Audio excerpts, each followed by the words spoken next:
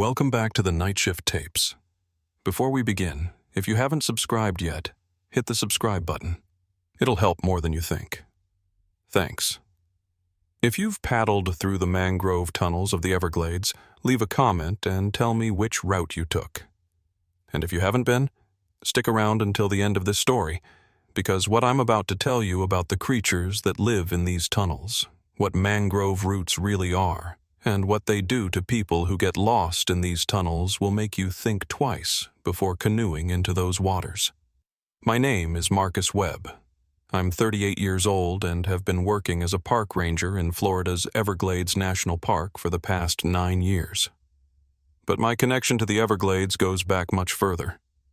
My grandfather, Samuel Webb, was half Miccosukee and guided tours on these waters for over 40 years before the park was established in 1947. He taught me how to read the tides, navigate by the angle of the light on the water, understand which channels would flood during a full moon, and which mangrove tunnels were safe to enter. And he taught me which tunnels to avoid entirely, which waterways were trouble, which paths through the mangroves would never let you out once you entered them. 6 months ago, I couldn't understand what my best friend Danny Cortez meant until he paddled down the Turner River Canoe Trail on a routine patrol and never returned. Search teams found his canoe 3 miles downstream, stuck in mangrove roots, but Danny was nowhere to be found. There were no footprints on any of the nearby small islands. There was no sign that the canoe had capsized or that he had been attacked by an alligator. The paddle was still attached to the canoe. The water bottle was half full. The radio was on and working. He had vanished somewhere between the 2nd and 3rd mile markers of a route that hundreds of tourists paddled without incident every year. According to the official report, he must have lost his way, abandoned his boat for some reason, and drowned in one of the deeper channels. They said his body would eventually be found. The Everglades always gives back its dead. But 6 months passed, and Danny's body never surfaced. And I'm hearing things on the radio, sounds that reminded me of Danny searching for non-existent coordinates. And in the mangrove tunnels, I saw things that made me think my grandfather's warnings weren't metaphorical. I think the mangrove roots remember every boat that enters there. I think they live in ways we don't understand. And I think Danny isn't dead. I think he's still in there, still in the tunnels. But he's not Danny anymore. Hit that like button right now if you've ever felt watched while paddling through mangrove tunnels, if you've ever felt the roots pressing closer than they should, if you've ever heard sounds in those narrow waterways that didn't match wildlife or wind or water. Because what I'm about to tell you about what the mangroves really are, about the network beneath the water that connects every tunnel in the Everglades, about what happens to people who paddle into passages that close behind them. That's information you need before you ever put a boat in these waters again. And stay until the end, because I'm going to tell you what I found 3 days ago when I went looking for Danny in a tunnel that shouldn't exist, but does. A passage that doesn't appear on any map, but that the roots opened just for me. Let me start at the beginning, 6 months ago, the day Danny disappeared. It was around 6:30 a.m. on March 15th. Danny was out on his routine patrol of the Turner River Canoe Trail. This 9-mile trail through mangrove tunnels is one of the park's most popular routes. He needed to check for debris left over from the storm 2 days earlier, verify that the channel markers were in place, and document any wildlife activity that could affect visitor safety. A standard patrol duty. In his 7 years as a ranger, he had probably done this 50 times. I was working at the visitor center that morning when Chief Delgado called me into his office around noon. Without saying a word, the look on his face told me something was wrong. Danny hadn't stopped at the checkpoint halfway through his route, he said. He was supposed to radio in from the Tarpon Creek Junction at 9 a.m. It was past noon, and there was no word from him. His wife had called asking if he was working late. I want you to take a boat out and find him." I gathered my things and was on the water within 20 minutes. I knew the Turner River route as well as anyone. I had paddled there hundreds of times, knew every bend, every turn, every narrowing of the channel, and the mangrove roots that formed tunnels over the water, blocking the sun. The Everglades mangrove tunnels are unlike anything else in the world. Red mangroves grow in salt water, their roots spreading out in tangles that look like spider legs holding the trees above the waterline. When they grow close together along narrow channels, their branches arch overhead and their roots spread across the water's surface, creating tunnels that can stretch for hundreds of yards. Some of these tunnels are barely wide enough for a kayak. You paddle through in near darkness, the roots so close you can touch them on both sides. The water black beneath you, the only sound your paddle dipping and the occasional drip of water from the roots above. Tourists love them. They're beautiful in an eerie way, primordial, like paddling through the veins of some vast organism. My grandfather used to say that's exactly what they were, the veins of something vast, something alive. I found Danny's kayak at 2:47 p.m., according to my log. It was wedged in a tangle of mangrove roots about 3 miles down the Turner River Trail, right where the channel splits. You can either continue on Turner River or cut over to Tarpon Creek. The kayak was upright, not capsized. His paddle was clipped to the side like he'd just stopped for a moment. His water bottle was in the cup holder, half full. His radio was clipped to his life vest, which was still in the kayak. But Danny was gone. I radioed it in immediately, and within an hour we had search teams on the water. We searched every channel within a 2-mile radius. We checked every small island, every place he might have gone ashore. We used boats with sonar to scan the deeper channels for a body. We had a helicopter up looking for any sign of him. Found nothing. No footprints. No disturbed vegetation. No sign of a struggle. No blood. No torn clothing. No indication that a gator had taken him, which would have left evidence. Gators are messy feeders. It was like Danny had simply stopped existing at that exact spot. The search continued for 5 days. The Coast Guard brought in divers. We had K-9 units on every accessible island. We interviewed tourists who'd been on the trail that morning. Nobody had seen him.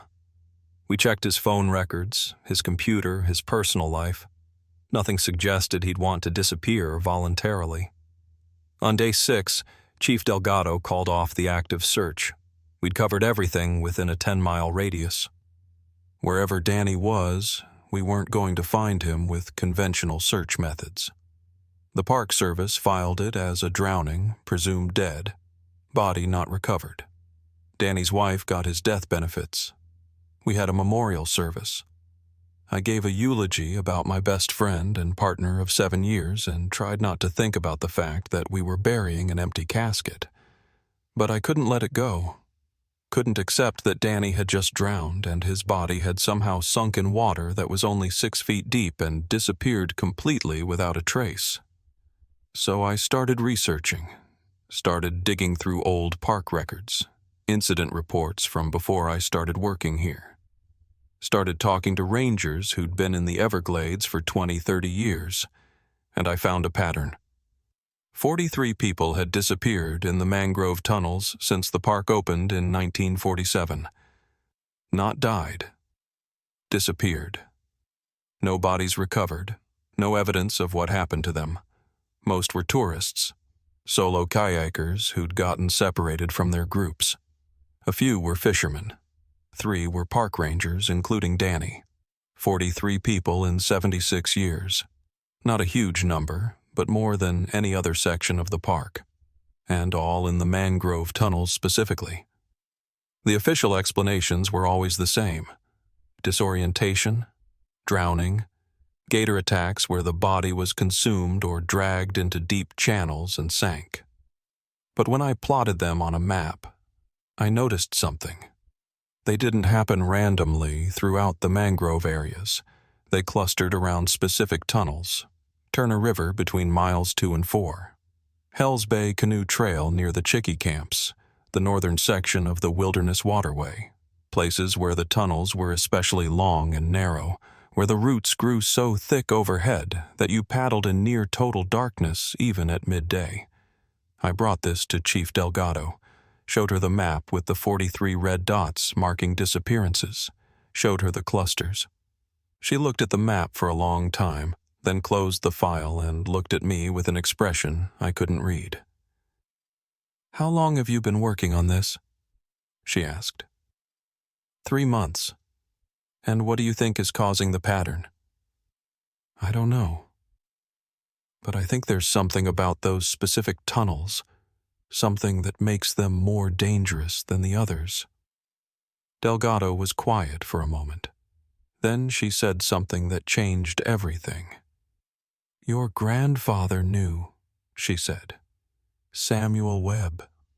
He used to tell me things when I first started here back in 1998. He was retired by then, but he'd come by the ranger station sometimes, bring me coffee, tell me stories. Old stories. Miccosukee stories about the mangroves." "What kind of stories?" She opened a drawer and pulled out a notebook. Old, water-stained, filled with handwriting I recognized immediately. My grandfather's handwriting. "He gave me this a week before he died," Delgado said. "Told me I'd need it someday. Told me to give it to you if you ever started asking questions about the tunnels." I took the notebook with shaking hands. Inside were detailed maps of the Everglades waterways, but not the official maps tourists used. These showed channels that didn't appear on any Park Service documentation, showed tunnels marked with Miccosukee words I didn't understand, showed certain passages marked with red X's and notes in English. "Don't enter. Closes behind. Remembers." And on the last page, in my grandfather's careful handwriting, "The mangroves are not trees. They are the fingers of something older.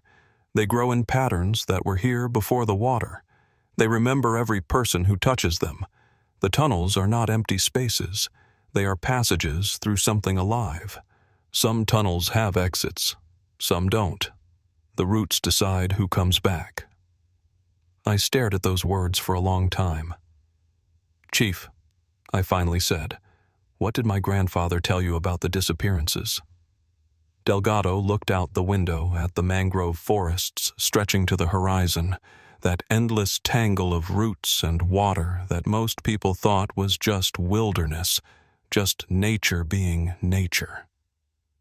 "He told me that the Miccosukee avoided certain tunnels," she said, "not because they were physically dangerous, but because they were aware.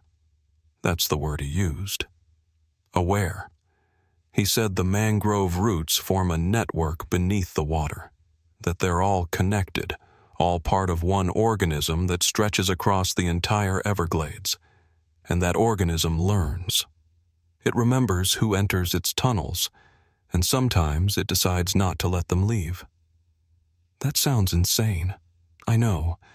That's why I never put it in any official reports. That's why when people like Danny disappear, we write drowning, body not recovered, and we don't mention the old stories. Because if we did, we'd sound like we'd lost our minds. But you believe it. She met my eyes. "I've been a ranger here for 16 years, Marcus. I've seen things I can't explain. I've been in tunnels where the roots moved when they shouldn't. I've heard sounds in those waterways that don't match any wildlife I know. And I've seen the pattern you just showed me. 43 disappearances, all in the same areas, all in the deepest tunnels where the roots are thickest. So yes, I believe something's wrong there. I just don't know what. Did my grandfather say how to avoid it? How to stay safe? He said you can tell which tunnels are dangerous by the way they feel. Temperature drops, the water stops moving naturally, and you get the sense that you're being watched. If you feel that, you turn around immediately. Don't go deeper. Don't try to push through. Just turn around. And if you're already in one, if it closes behind you, Delgado's expression was grim. He said that once a tunnel decides to keep you, there's no escaping by normal means. The roots rearrange themselves. Channels that were there disappear. New passages open that lead deeper. You can paddle for hours and never find the exit because the exit isn't there anymore. You're not in the real Everglades anymore. You're in something else. What do you mean, something else? I don't know. He called it the network, the deeper system, the place where the roots take people they remember. I looked at my grandfather's notebook again, at those red X's marking dangerous tunnels, at the Miccosukee words I couldn't read, at the note on the last page. Some tunnels have exits, some don't. The roots decide who comes back. Danny's not dead, I said. He's still in there somewhere, in one of those tunnels. And I'm going to find him. Delgado shook her head. Marcus, if your grandfather's right, if the roots have Danny, there's nothing you can do. Going after him just means you'll disappear too. I have to try. She was quiet for a moment, then opened another drawer and pulled out a laminated map. It was a copy of my grandfather's map, the one with the secret channels and the X'd tunnels. This is the only other copy that exists, she said. I made it years ago in case the original got damaged. If you're really going to do this, at least know what you're looking at. These channels here, she pointed to passages marked in red. These are the ones where people have disappeared. These Miccosukee words mean closes behind, remembers, doesn't release. Your grandfather marked them based on generations of tribal knowledge. Did he mark where they go? The dangerous tunnels? No, because according to him, they don't go anywhere that exists on a map. They go into the network, into the root system, into the organism itself. I spent the next 2 months studying my grandfather's maps and Delgado's copy. Learning the Miccosukee words with help from Joseph Billy, an elder who'd known my grandfather and who agreed to teach me when I explained what I was trying to do. Joseph was 71, still strong, still paddled the waterways like he had his entire life. We met at his house on the edge of the park, and he looked at my grandfather's notebook for a long time before speaking. Samuel was a good man, he said finally. He understood that the mangroves are not just plants. They are the manifestation of something deeper. The Miccosukee have known this for thousands of years, since before the Spanish came, since before anyone tried to drain the Everglades. The roots remember. The water remembers. And when you enter certain passages, you are not just paddling through water and trees. You are entering the memory of the place. What does that mean? The memory of the place. Joseph gestured out his window at the vast wetland. The Everglades is old. Older than the cypress trees, older than the sawgrass, older than the limestone underneath. There was something here before any of that, something in the water itself. When the mangroves came, thousands of years ago, they grew into it, became part of it. Now the roots are like the veins and nerves of that old thing. They carry its awareness, its memory of everything that has ever moved through the water. And it takes people? The thing in the roots? Not takes. Absorbs. Slowly. Over days or weeks. If you enter a tunnel that closes behind you, you become part of the network. The roots grow through you. Your consciousness merges with theirs. You're still alive, but you're not separate anymore. You're part of the organism. You see what it sees. Remember what it remembers. Can they come back? The people who are absorbed? Joseph looked at me with deep sadness. Your friend Danny. You think he's still alive in there? I think he's somewhere in those tunnels. I think he's trying to contact me. I've been hearing his voice on the radio sometimes, late at night. Coordinates that don't exist. And last week, I went to where we found his kayak, and I heard him calling my name from deeper in the tunnel. Joseph closed his eyes. Then he's already part of it, The roots have him. What you're hearing isn't Danny trying to escape. It's the network using his voice to call you in, to bring you into the tunnels so it can absorb you too. That's what it does. That's how it grows. I felt cold despite the Florida heat. So I can't save him. You can try, but understand this. If you go into those tunnels, if you go deep enough to find where Danny is, you'll be entering the network yourself, and the roots will close behind you. They'll remember you, and they won't let you leave. What if I'm careful? What if I mark my path, use GPS, stay connected to the outside? Joseph opened my grandfather's notebook to a page I'd seen before but hadn't fully understood.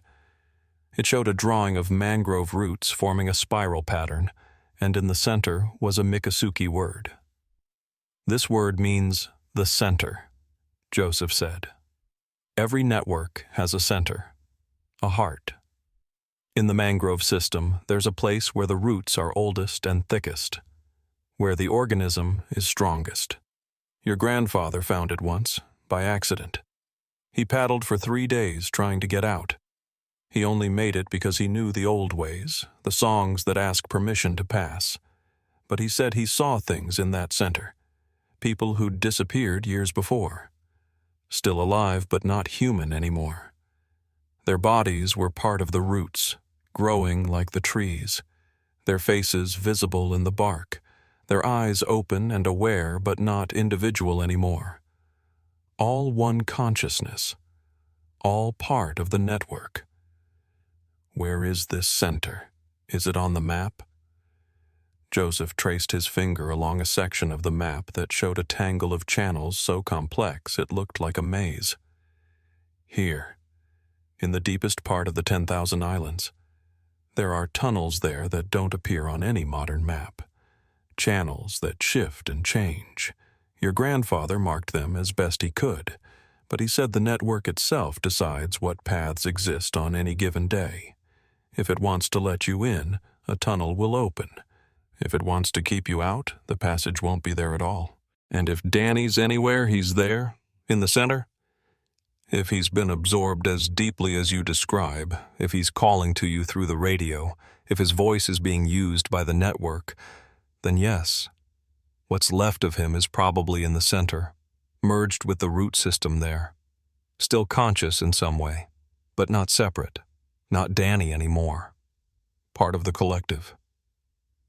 I have to try, I said. I have to see if there's anything of him left to save. Joseph looked at me for a long time, then nodded slowly. Your grandfather said you would do this someday. Said you had his stubbornness. He made me promise that if you came asking these questions, I would teach you what I could. So I'll teach you. The songs, the words, the ways to ask the roots for passage. But Marcus, understand, even with the old knowledge, there's no guarantee the network will let you back out. You might find Danny, and you might stay there with him forever. Teach me anyway. For the next month, Joseph taught me the old Miccosukee ways, how to read the patterns in the roots, how to sense when a tunnel was closing behind you, how to speak to the mangroves, ask for safe passage, offer respect to the organism that had been here longer than human memory. He taught me songs, old chants in a language even he didn't fully understand anymore, songs that had been passed down for generations, songs that supposedly carried some power over the roots, some way to move through the network without being absorbed completely. I practiced paddling the safer tunnels, learning how to feel the difference between a normal passage and one that was starting to close. Normal tunnels had moving water, airflow, sounds of birds and insects. The dangerous ones felt different. The air was still, the water stopped flowing naturally, and there was a sense of presence, of attention, like something was watching you decide whether to proceed. And I learned to recognize the signs of people who'd been partially absorbed. Joseph showed me photographs from old Miccosukee archives, pictures from the 1920s and 30s, before the park existed. In some of these photos, taken deep in the mangrove swamps, you could see faces in the bark of the trees if you looked carefully.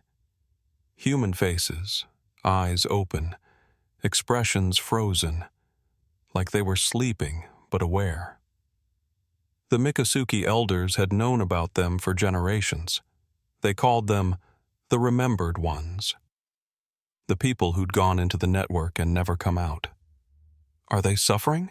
I asked Joseph, looking at one photograph where a woman's face was clearly visible in the trunk of a massive red mangrove, her features preserved in the wood like a carving. "They are dreaming," Joseph said. "They experience the network's memories. They see through all the roots at once. They remember everyone who has ever entered the water. Are they suffering? I don't know. They're not human enough anymore to ask. But they're still there, still conscious in some form. And if you call their names, sometimes they answer. That's what I'd been hearing on the radio. Danny answering when I called his name. Danny's voice coming from coordinates that didn't exist, from tunnels that weren't on any map, from places that were inside the network rather than in the normal world. 3 days ago, I decided I was ready. I'd learned everything Joseph could teach me. I'd studied my grandfather's maps until I could navigate the hidden channels in my sleep.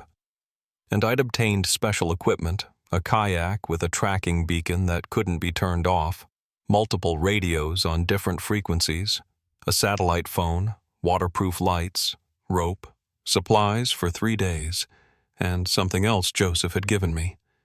It was a small, carved piece of cypress wood, dark with age, covered in symbols I didn't recognize. Joseph said his great-grandmother had made it in the 1880s, before the Miccosukee were displaced. He said it carried protection, not from the network itself, but from being completely absorbed. As long as I wore it around my neck, the roots might take me deep into the system, but they wouldn't fully merge me with their consciousness. I'd stay separate enough to potentially find my way back out. Potentially. I told Chief Delgado what I was planning. She tried to talk me out of it, of course, told me I was risking my life chasing ghost stories and grief. But when she realized I was going regardless, she helped me prepare. "If you're not back in 72 hours, she said, "I'm sending search teams. And I'm pulling strings to get the Coast Guard, the Navy if I have to. If this network thing is real, if it's taking people, then we need to document it properly and figure out how to stop it. Or we need to mark those tunnels as permanently closed and keep people out of them," I said. That too. I launched from the Everglades City boat ramp at 5:47 a.m. on a Tuesday morning. Early enough that no tourists were around yet, late enough that the sun was up and I could see what I was doing. The forecast was clear. No storms expected for 3 days. Tides would be manageable. Conditions were as good as I'd get. I paddled west into the maze of the 10,000 islands, following my grandfather's map. The channels here were narrow, winding between mangrove islands that all looked identical. Without the GPS and the map, I'd have been lost within an hour. But I knew where I was going. I was heading for the section Joseph had shown me, the area where the network's center supposedly existed, where the oldest and thickest roots formed a core that the entire system radiated from. The tunnel I was looking for didn't have a name on any official map. My grandfather's notebook simply labeled it Passage to Center. Opens at dawn full moon only. Today was the day after full moon. Close enough, Joseph had said. The tunnel might open. Or it might not. The network decides. I found the entrance at 9:23 a.m., according to my log. It appeared exactly where my grandfather's map showed it, a narrow channel between 2 mangrove islands that looked no different from 100 others I'd passed. But when I approached, I felt it. The temperature dropped maybe 5 degrees. The water stopped flowing naturally, became still as glass. And I had that sense of being watched, of presence, of something aware and ancient paying attention to me. The tunnel entrance was barely wide enough for my kayak. The roots formed a perfect arch overhead, blocking out most of the sunlight. I could see maybe 20 feet into the passage before it curved and disappeared into darkness. I radioed my position to Delgado. Entering target tunnel at coordinates, I read them off my GPS. If I don't report back every hour, send help. Her voice crackled back. Copy that, Marcus. Be careful. Whatever you find in there, remember it might not be Danny anymore. I know. I took a deep breath, touched the cypress protection charm around my neck, and paddled into the tunnel. I need you to hit that like button right now because what I'm about to describe, what I found in that tunnel, what I saw in the network's center, what Danny had become after 6 months in the roots, is going to explain why 50% of kayakers who enter certain Everglades passages report feeling watched, why compasses stop working in specific channels, why some people paddle for hours and end up back where they started despite following their GPS. The mangrove roots are not empty. They're full of the people who never came back. And if you keep watching, I'll tell you what they're doing in there, what they're building, what they want from the surface world. Because the network isn't just absorbing people randomly, it's selecting them, and it's growing stronger. The first thing I noticed was the silence. In a normal mangrove tunnel, there are sounds, water lapping, birds calling, insects buzzing. But this tunnel had none of that. Just my paddle dipping into perfectly still water and my own breathing, too loud in the enclosed space. The roots pressed close on both sides, massive trunks covered in barnacles and algae. The water beneath was black, impossible to see through, and the air smelled of decay and salt and something ancient, like caves or old wells. I paddled slowly, checking my GPS. According to the map, this tunnel should have ended already. It showed as only 50 yards long, but I'd been paddling for 10 minutes with no exit in sight. At minute 15, I radioed Delgado. Ranger station, this is Webb. Quarter-mile into target tunnel. GPS showing incorrect positioning. Temperature dropped significantly. Will report in 1 hour. Her voice crackled back, distant. Copy that. Your beacon shows you half a mile inland. Must be interference. But I wasn't inland. I was surrounded by roots that had completely blocked out the sky. At minute 45, I heard it. Marcus. Danny's voice. Quiet, distant, but unmistakable. I stopped paddling. Danny? Where are you? Silence. Then, Marcus. Come deeper. I'm here. I've been waiting. My compass was spinning uselessly. GPS showed impossible coordinates. I touched the protection charm around my neck and paddled forward. The tunnel opened into a chamber 30 feet across where the roots formed a dome overhead. The water was suddenly clear, maybe 10 feet deep, and what I saw at the bottom made my stomach turn. The floor was covered in roots spreading in geometric patterns, and embedded in those roots were things. Kayak paddles, life vests, fishing gear, the belongings of people who'd never left. And deeper in the tangle, shapes that might have been bodies. Marcus. The voice came from across the chamber where another tunnel gaped like a mouth. I paddled toward it, my heart hammering. The passage was barely wide enough for my kayak, and I had to push through roots that grabbed at my boat like fingers. Then I felt it. The tunnel behind me closing. I looked back and saw the roots moving. Visible movement, growing and shifting, blocking the passage I'd entered through. Within seconds, the opening was completely sealed. I radioed immediately. Ranger station, this is Webb. The tunnel has closed behind me. I repeat, passage is sealed. Continuing forward for alternate exit. Static. No response. The radio was dead. I was on my own. Exactly what the warnings had said. The tunnel closes.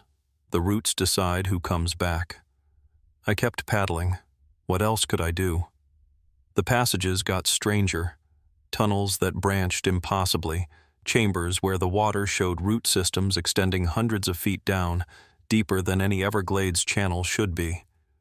places where roots had grown into structures that looked almost architectural. And everywhere, that sense of being watched. I found the first body at hour 4, suspended in roots 3 feet underwater, clearly visible. A man in 1980s clothing.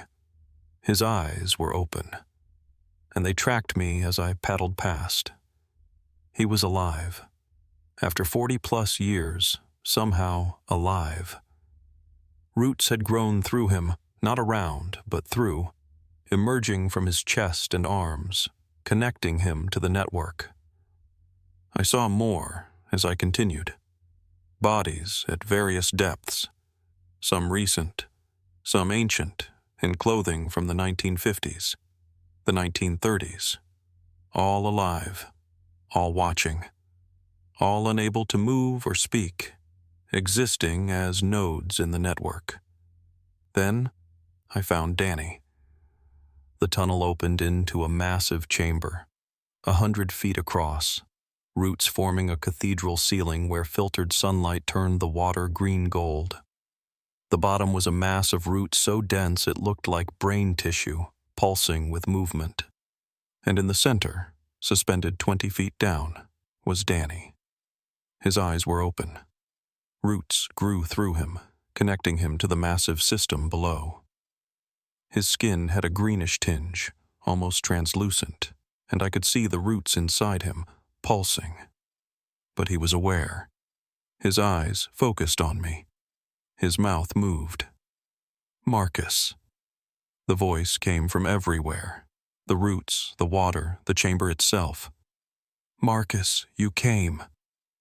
Danny, I said, my voice breaking. I'm getting you out. The roots rustled, shifted. Danny's face showed an expression I couldn't read. You can't, the voice said. I'm not separate anymore. I'm part of the network. I see everything it sees. I am the tunnels now, Marcus. We can reverse it. There's no reversing it. The roots grow through your brain, your heart. After a few days, you're part of the collective. And Marcus, it's beautiful. I see through 1,000 eyes. I remember centuries. I'm connected to something vast and ancient. That's not you. That's the network using your voice. It's both. And Marcus, you're already part of it too. You've been breathing spores for 5 hours. They're in your bloodstream, connecting to your nervous system. You just don't feel it yet. Terror washed through me. The charm slows the process, doesn't stop it. You have maybe 12 hours before absorption becomes irreversible. Then you'll be like me, like all of us. I looked around and saw them. Dozens of bodies at various depths, all connected to the root mass, all with open eyes, all watching. The network's center. How do I get out? You don't. The network doesn't let go. But why would you want to leave? You found me. Now we can be together. Part of something greater. No fear, no death. Just existence. The roots around my kayak shifted, moved closer. Something brushed my leg. A root, probing, testing. I need you to comment right now. If you were in a kayak surrounded by a living root system slowly absorbing your consciousness with 12 hours before it becomes irreversible, would you try to escape or would you accept joining something ancient and arguably immortal? Because the decision I made has consequences for everyone who enters these tunnels. I looked at Danny's peaceful face and understood. He wasn't suffering. He'd been absorbed into something alive and aware, but it wasn't human existence anymore. The person I'd known was gone. I'm not staying, I told him. I'm closing these tunnels permanently. The roots moved aggressively, wrapping around my kayak, pulling toward the water. You won't make it out, the Danny voice said, edged now with something predatory. The network doesn't let go. We need new consciousness. You're ours now. The protection charm burned against my chest. Actually burned, hot enough to feel through my shirt. I pulled out my emergency flare and ignited it. Brilliant red flame burst forth, so bright I had to squint. The roots recoiled immediately. The network didn't like fire. I held the flare overhead and paddled backward fast, away from Danny, toward a tunnel on the far side. The Danny voice screamed, a sound from everywhere, rage and frustration. "You can't escape. The tunnels circle back. You'll run out of light and then we'll have you." But I was already in the tunnel, paddling frantically, using the flare to force back roots trying to close ahead of me. Hour 6. The flare burned out. Complete darkness. I pulled out my flashlight and kept going. Hour 9. I heard birds. Insects. Normal Everglades sounds. I was close. Hour 10. The tunnel opened into bright sunlight. Hell's Bay Trail. Miles from where I'd entered, but definitely on the map. Definitely out. I paddled like my life depended on it, reaching the ranger station in under an hour. Delgado was there, looking aged. "Marcus, your beacon went dark 12 hours ago. Where the hell have you been?" "I found the center," I said, pulling myself out on shaking legs. "I found Danny. He's alive, but he's not.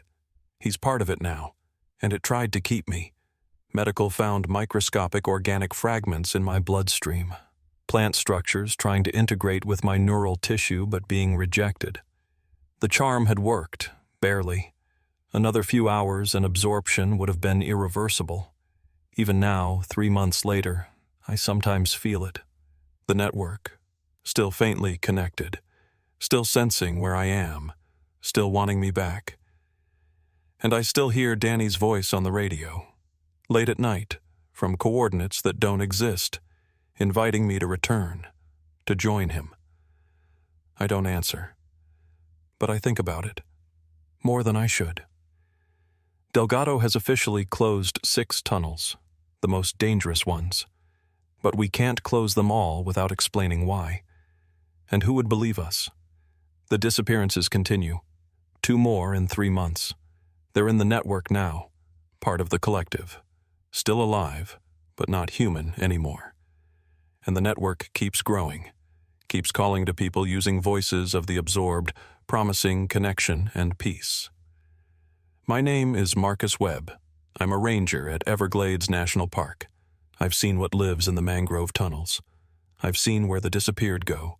I've seen the center where hundreds of bodies hang suspended in roots, their consciousness merged into something vast. Danny's down there, still calling my name. And part of me wants to go back. Let the roots grow through me, become part of something eternal. But I don't. I stay on the surface. I warn tourists. I document disappearances. And I wait, because I know something the network doesn't. My grandfather's notebook had 1 more page describing how to kill the network. Burn the root mass at the center. It would free the absorbed, or kill them. I don't know which. Could I kill Danny to stop this? Could I destroy something ancient because it doesn't fit human categories? I don't know. But I keep the page, keep the location, just in case. If you paddle the Everglades, if you enter the mangrove tunnels, listen to the water. If the air goes still, if you feel watched, turn around. Don't investigate voices. Don't follow lights. The tunnels remember everyone. The network wants new consciousness. And once it has you, it never lets go. I still have Danny's last message saved. 3 words. "Come find me." I found him, but I couldn't save him. Could only escape myself, barely. The network knows me now, wants me back, and every day that pull gets stronger. Someday I might return. Might paddle into those tunnels and stop fighting. Let the network have what it wants, but not today. Today I'm still human, still individual, still standing watch. Stay out of the tunnels. And if you hear someone calling your name from the mangroves, don't answer. It's not who you think it is. It's the network, using their voice, calling you in, and once the tunnels close behind you, you'll never come back as yourself. You'll just be another consciousness in the collective.